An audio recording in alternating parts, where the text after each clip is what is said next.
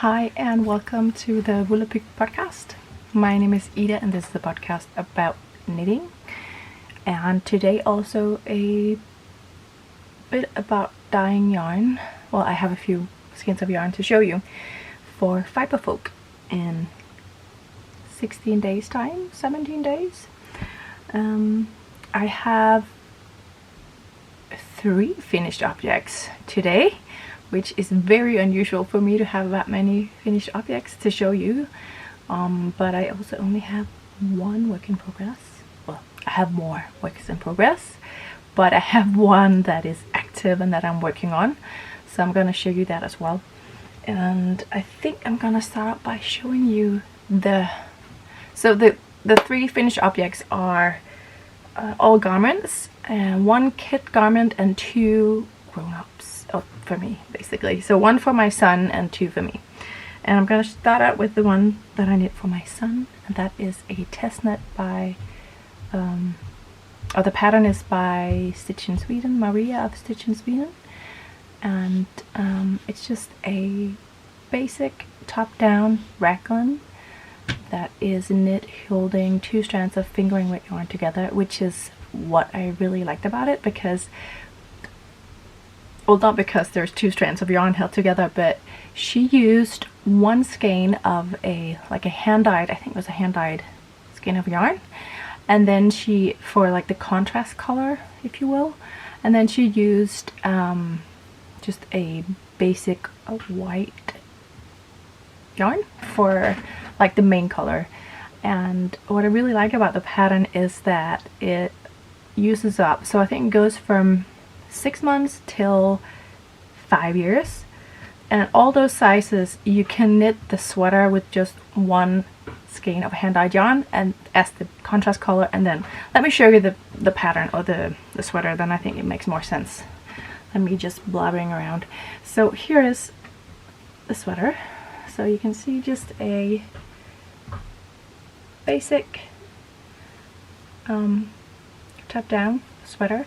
I knit the sleeves longer. As you can see, they look very long, but Anton, who's my son, he just turned 3, this is a size 3 to 4, he has very long arms and also legs, I think. So I just wanted to make sure that he could wear this for a while.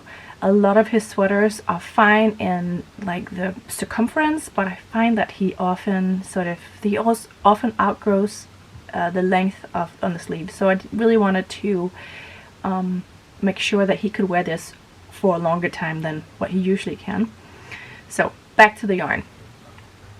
As you can see, the body of the sweater it's really hard getting blown out a bit here, but it is knit with a strand of white fingering weight yarn, and then a strand of, again, a fingering weight yarn, but this one was speckled, and I dyed the yarn myself.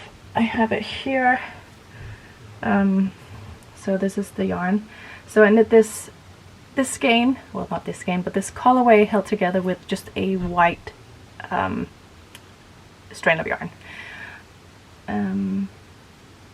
Yeah, and I just love that idea. I guess we all have 1 skein of a special hand-dyed yarn. Well, not all. I think most of us have special skein of yarn, and we just don't really know what to use it for. Maybe for socks, but yeah, it's just laying there, and I just thought this was such a clever way to use that 1 strand of yarn and get like a whole sweater out of it. For the original pattern, Maria has used just white, so white for the cuffs and sleeves and also here, but I just wanted to use up my scraps, and I have a lot of scraps. So I dyed these yarns I've dyed myself as well, and they were just scraps that I had laying around, so I thought that would be fine just to use those and then just have that white down here. And this is all on my 100% non-superwash merino base, and I kind of like the contrast colors here for the hem, not from the neckline and the sleeves.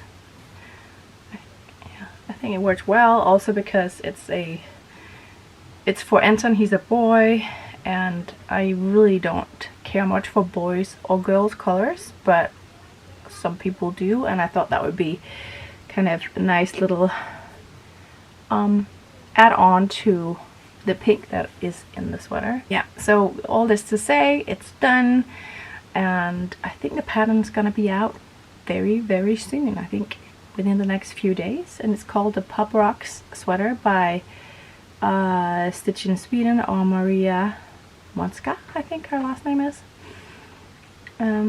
Yeah, one thing about the yarn, so I actually dyed up this yarn for the sweater. I knew kind of what yarn I wanted, and I wanted to use my own yarn. I also wanted to have this ready to bring with me to Fiberfolk for people to see, and maybe wanting to knit, because again, perfect for just one skein of yarn. So I dyed this up.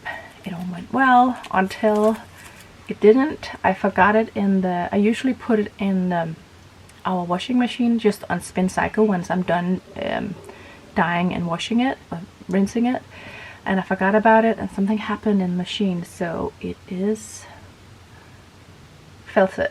I don't know if you can tell.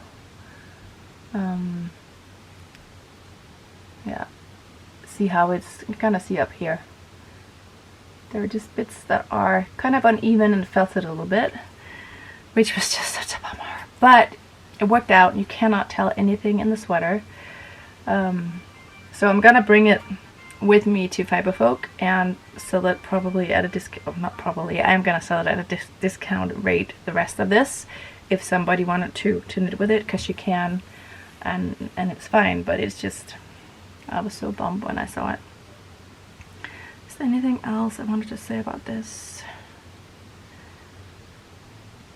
I don't think so. Yeah, it's, I mean, there is a lot of options here for playing with colors.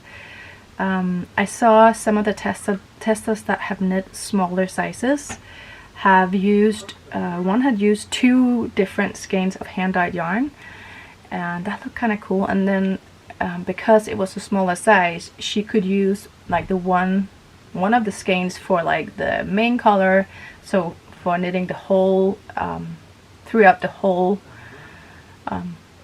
sweater basically, and then she had another one for just the body, and that looked kind of cool. So if you knitted like a maybe size 1-year-old, I think 2 skeins would be enough, and you could use 2 skeins of hand-dyed yarn. That looked kind of fun as well.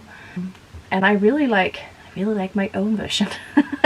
But I liked, you know, in the bigger sizes, that then you could do this. I think we all have scraps laying around, and it's just 2 strands of fingering weight held together, and you can use that as well, and you can get even more color in there if you wanted to. Yeah, I also just didn't want to use, so I used, this is all 100% non-superwash merino, like I think I said. Sorry, I'm a little distracted because I can hear they're talking downstairs. I hope you can't hear it. But so I used 100 gram skein of the dyed version and then a undyed version, but I didn't really want to tap into a 3rd skein of undyed yarn because I would rather just dye on that to sell. So I thought, instead of doing that, I decided to just go with the scraps, get those out of my stash and into a sweater, and I just really like it. So yeah, enough about this sweater. Anton has worn it once, but I am going to keep, and it fits him well, by the way, but I'm going to save this for him until after Fiberfolk, which is on the 16th of March, so I can have this as a sample. I don't know how nice it would look if he began wearing it now, because he is a kid who does not like to wear bibs at all, so he's often quite dirty around here. He just turned 3. Okay, what else? I also finished last night, so I just wove in the last, well, not all of them. I still need to weave some of the ends in, but most of them I have done. But this is the mini mock neck tank by Jessie May Designs, and it has not been blocked, as you can see. I don't even really want to talk about it. I feel like I've talked about it a lot, but that has been on previous podcasts, and it has been on my needles for a while. I will see if I can do like a brief walkthrough of the pattern. So the pattern is knit top down, and I have knitted with Knitting for Olive Pure Silk in the cognac or dark cognac, I think, colorway. So 100% pure silk. And I did a gauge swatch. I did not check for row gauge. I just checked for stitches per 10 centimeters, and that was on spot on. I don't think the row gauge was. I have not checked it since. But something was off, because you can see it here. So you knit the back and then you knit the front and then you join. And I actually marked it right here.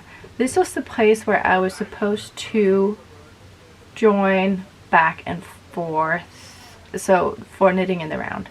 And this would have been the armhole, which for me is way too small. And so there has been a lot of me just fudging the pattern, doing the best I could to kind of get it to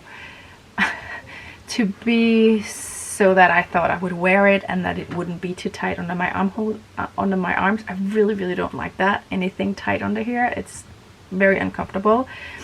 And since it was like a summer top, I also knew that I would find it very uncomfortable in warm weather to wear something that was very tight right under my arms. So I did my best, and it's not... It looks okay, I think. I mean, I haven't blocked it yet, but there's definitely too much fabric here. I could have done with... I could probably have joined for front and back here and not all the way down here. So there's just a lot of extra fabric up here, and it looks silly. But I'm gonna try and block it. I think it's gonna even out a bit, or maybe it's gonna be looser. The thing is, it's tight here, and then it's kind of tight around my chest, but then it has this extra fabric right here, and then it's tight around my body, and that just looked weird. So I'm hoping that if I block it and stretch it a bit, it's just gonna be like a very loose, or maybe just a looser top, and maybe that's gonna do something for that extra fabric here. It's not gonna look as weird. So if the fabric like around my body was also loose, then it will even out with the loose fabric here. I don't know if I'm making sense, but as it is now, I have loose fabric up here and then a tight piece of fabric around my body, and it just looks funny. If it doesn't even out the way I hope it will, then I think I'm gonna try to just seam it a bit here to make like a dart kind of thing, to see if that would work out, because I really want to be able to wear it. I feel like I've used a lot of time on this knit. It is knit on, I think, 3mm needle and a fingering weight yarn, and even though it's slightly cropped and there's no sleeves, for me at least, there has been a lot of knitting time going into this project, and it would just be such a shame to not be able to wear it. So I don't think I'm gonna knit it again. Again, nothing against the pattern. I know May makes lovely patterns, and this top has looked so good on so many people. And like I said, I've been fudging around with this and doing my own thing, and it didn't work out the way I hoped. And I would like this pattern, or this like mini mock neck tank, in my wardrobe the way it's supposed to be, with the fit it's supposed to be. I just don't know if I want to knit it or use the knitting time on it. So we will see. I'm gonna block it, and then maybe I'll remember to show it to you once it's blocked, and see if any wonders happen with that. Blocking can do wonders. So it may also happen for this one. Something else to say? Oh yeah, I think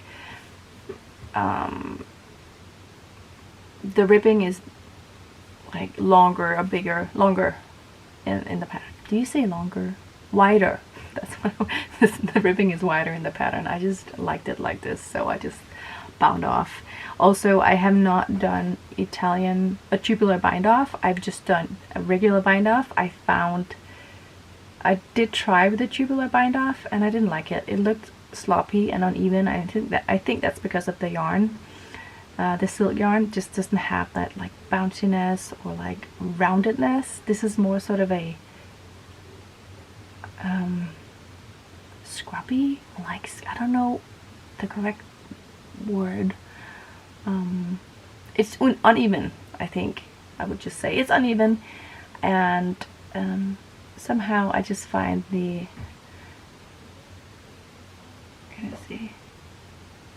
regular cast off to be nicer than tubular cast off. Okay.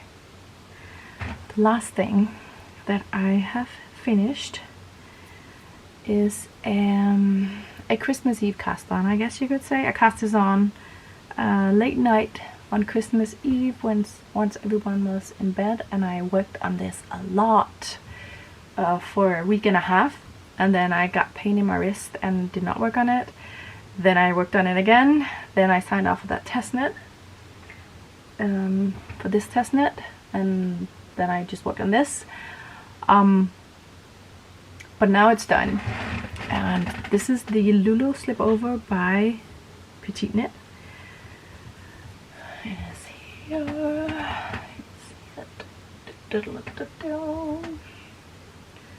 And it is done. I have not worn it yet.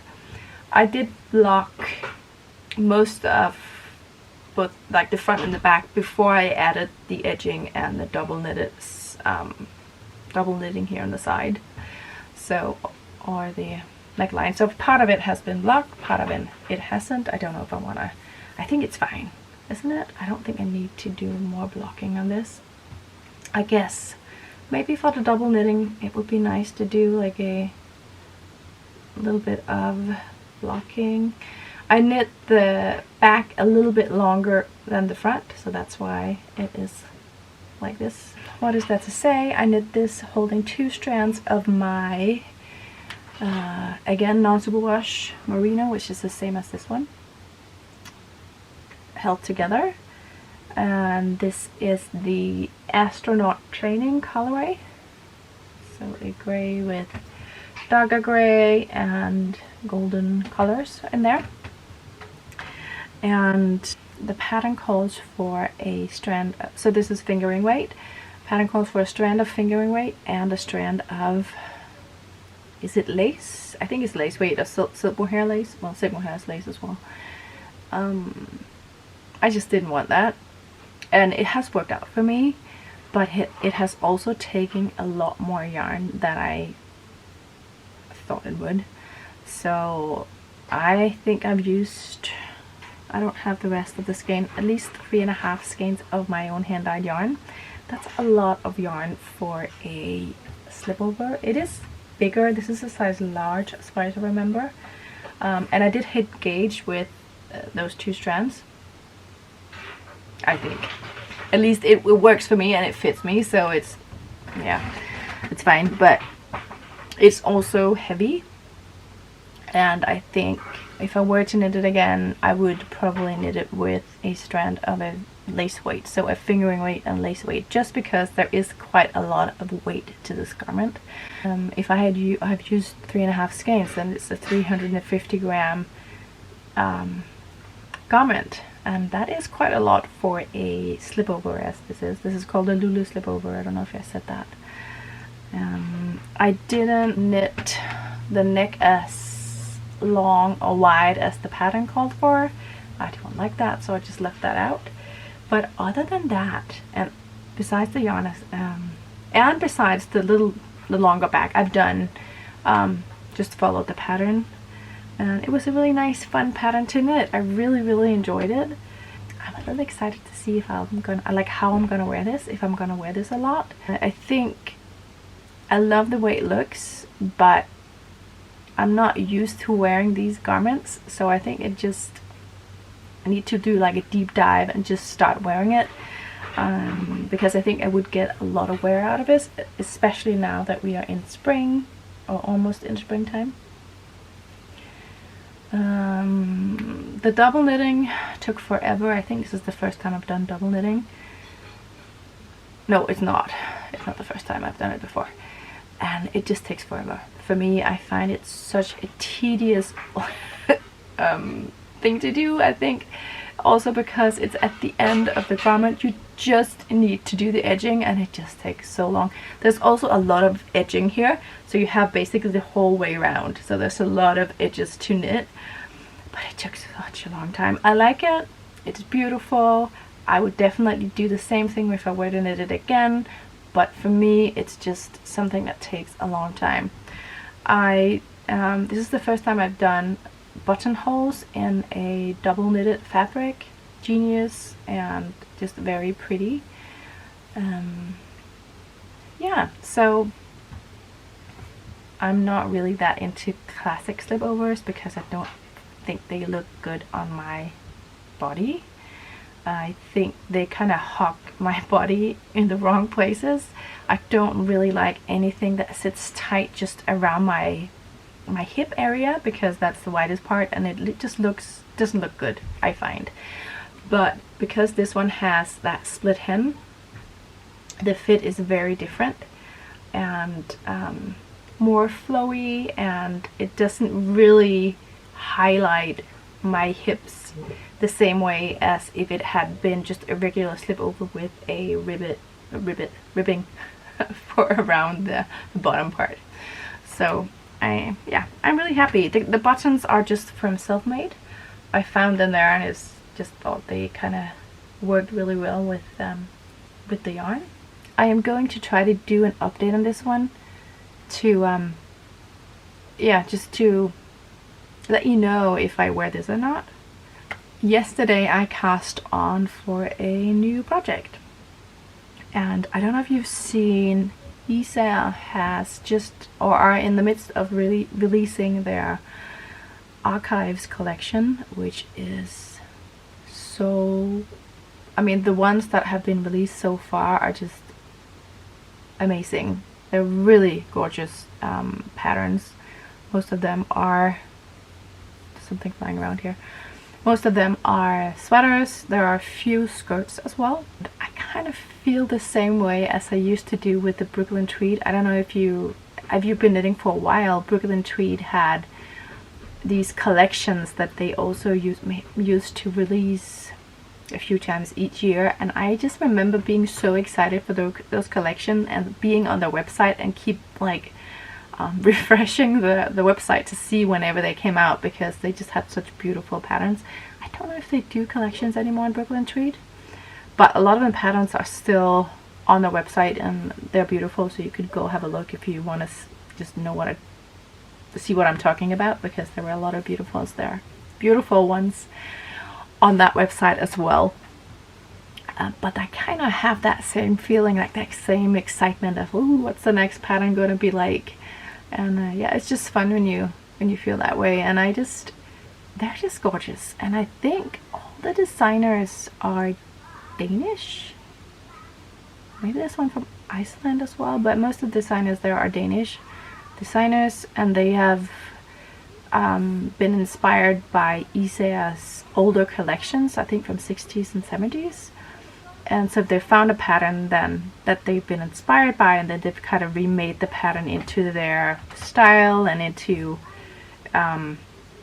just modern days, or our modern days. And there are just so many beautiful ones. So I have been really so two patterns are speaking to me right now. The Carla Cape by Anna Menzel, which is a oversized cardigan with wide, kind of shorter sleeves, and the Norma sweater by My Favorite Things Knitwear, which is beautiful. Beautiful colors. I usually don't go for colors for the same colors as the pattern, but for this one I really want to knit that sweater in the exact same colors as the pattern, because it's just it's beautiful. It's like a warm caramelly tan kind of. The camera just reached its maximum recording time apparently, but back to the normal sweater. So it has that base color, and then it has a sort of a light aqua blue stripe pattern with red, like orangey red colorwork, and it's just beautiful. So if I were to knit that one, I think it would go for those original colors, because I could not come up with a more perfect color combination for that sweater. Yeah, so those two are my favorite. There's also been released one from Line Holme Samsø, which is called the Inge sweater. That is beautiful as well. I just don't really want to knit an all over colorwork sweater, but it's beautiful. She also chose some beautiful colors. And then there has been a release from Petite Knit and also one from Ague Knit. Yeah, beautiful patterns. So what I ended up deciding to knit from that collection for now is the Collar Cape by Anna Winslow, which is for two reasons. One, I had quite a lot of yarn that would go with the pattern, and that would be nice to use. And two, I really want a cardigan in my wardrobe. It's not like a classic cardigan, but it's classic enough that it's, you know, has buttons down the front. And so I knit the swatch. I can see the swatch here. So it's just a light beige brown color with white colorwork, but it's not even really colorwork. It is done with slip stitches, so it's very, very easy. I didn't know that when I purchased the pattern, so that was just a very nice surprise, that basically you don't really knit with two colors in your hands at the same time at all. So you just do slip stitches instead, and you get this, and it looks like real colorwork. So the yarn I'm using is, I don't have any of the ball bands with me, so I'll try to remember. This was the yarn I had already. This is WOOLapyk's Faith, I think it's called, which is the blow yarn. And I have 10 balls of this, so that is perfect for that pattern. Let's see it here. And I thought, perfect, that's perfect. I think it is the same gauge and also same yardage as the yarn used in the original version of the pattern, which is an Isa yarn. And I'm holding that together with this yarn, which is a self-made yarn. It's a 100% non-superwash wool yarn, and they go quite well together. You can see here. And again, holding that, well, not holding it together, but then I'm using these two, and these two should be enough for the whole sweater. We'll see, but which is just the white blow yarn from Self-Made as well. And this one is a Biche et Bouche yarn I've had for many years now. A 100% lamb's wool, holding these together. So this is what I'm using for the sweater. I keep saying sweater, cardigan, cape. And the gauge is spot on. Happy about that. And I cast it on yesterday. So I have this far, this much so far. So not a lot. But yeah, I'm excited to knit it. It's really, really fun with those slip stitches. And I really like that I don't have to do the color work. It's awesome. So if you want to do something that looks like color work but you don't want to do the actual color work, then this pattern would be a good thing to work on. It's also quite a big gauge. It's 16 stitches per 10 centimeters, so it's also gonna be fairly quick. It has two lengths. It has like a, yeah, 1 and 2. One is shorter than the other. And I don't know how long I want to knit mine, because both of the cardigans or capes that are shown in the pattern, so there's like a white one and then there is a caramel colored one, and they both have colorworks or slip stitches on there. But they're all in length 1, and I haven't seen the length 2. I don't really know what it looks like on a person. So yeah, I'm just gonna see. I'm gonna knit to length 1, try it on, and see if I want to add a bit more. I think I would like it to be a bit longer, so I'm probably gonna knit to length 2, but we'll see. On to the last bit, which is just some yarn I've dyed. So if you're not interested, thank you for watching. But I just wanted to show you real quick, in case you are coming to Lulu and wanted to see the yarn, or if you're just curious. You can watch even if you're not. But I was looking through my non-superwash yarns for Fiberfolk. I don't have a lot of yarn, but I do have some. I'm gonna share my booth with Tubo hand dyed. And a lot of those yarns that I have are sort of on the darker side, which is just something I think I like dyeing and gravitate towards, but I also thought it looked a little boring. But I just wanted to add a bit more color, so there's a bit more to choose from, and so that the overall look of the booth is a little happier than just like dark browns and things like that.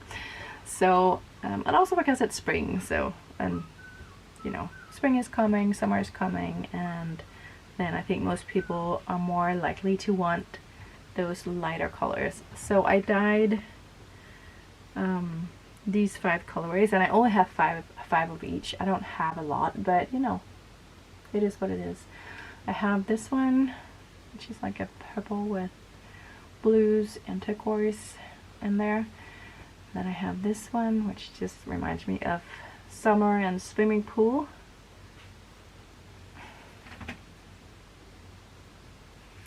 It's being blown out a bit. It's a little darker than what you see here. Then I have this one, and I have this one. It's it's not really true to color. I'm sorry to say. Maybe I'm gonna see if I can just do a bit of recording and show you, because it's being blown out a bit here. But these are the yarns that I'm bringing. There's also this one. Among other yarns. I'm also dyeing a bit of silk merino non-superwash to bring along. I mostly have non-superwash this time around, which is a combination of, well, not really a combination. I love dyeing on superwash yarns. It is so much fun, but I just prefer myself to knit with non-superwash yarns, and I like the fact that non-superwash yarns are non-treated. But that being said, like I said, I love superwash yarns. I also do find that they have their use and their right for maybe gift knits or for socks and so on. So I don't think I'm gonna stop dyeing on superwash yarn, but I think I'm gonna be focusing more on non-superwash yarns. Jakob just came in the door. But yeah, just to say that I think I'm gonna try to practice dyeing more on non-superwash yarns, because yeah, I just like knitting with them more. So it just feels more right to kind of dye on those, and also from an environmental perspective. Found a way to do not speckly yarn, because you cannot do speckled yarn the same way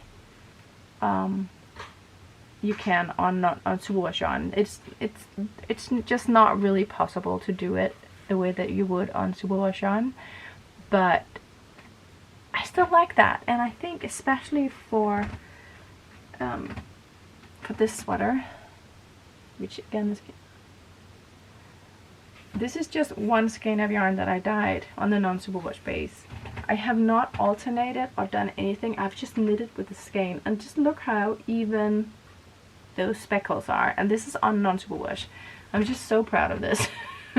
Of just the evenness, and also just it kind of looks like it's on superwash yarn with those speckles. So it is possible. I can do it, and I'm working towards being better at it. And especially for these yarns that I've just dyed now, I'm just really happy with the way they are turning out, and it's making me more excited about dyeing on them. So yeah, gonna work or practice more on that, on those non-superwash yarns, because it just feels like that's the right thing to do. Yeah, like in terms of the environment, and also in terms of what I want to knit on myself. I will be on Fiberfolk on March 16th. I will be in the booth with Tubo Hand Dyed, but I don't know how much I'll be there, because yeah, Jakob and I are the organizers behind Fiberfolk, so there's also gonna be other things that we need to do. Yeah, I hope you'll be there. I'm gonna stop now. Thank you for watching, and I will talk to you next month. Bye.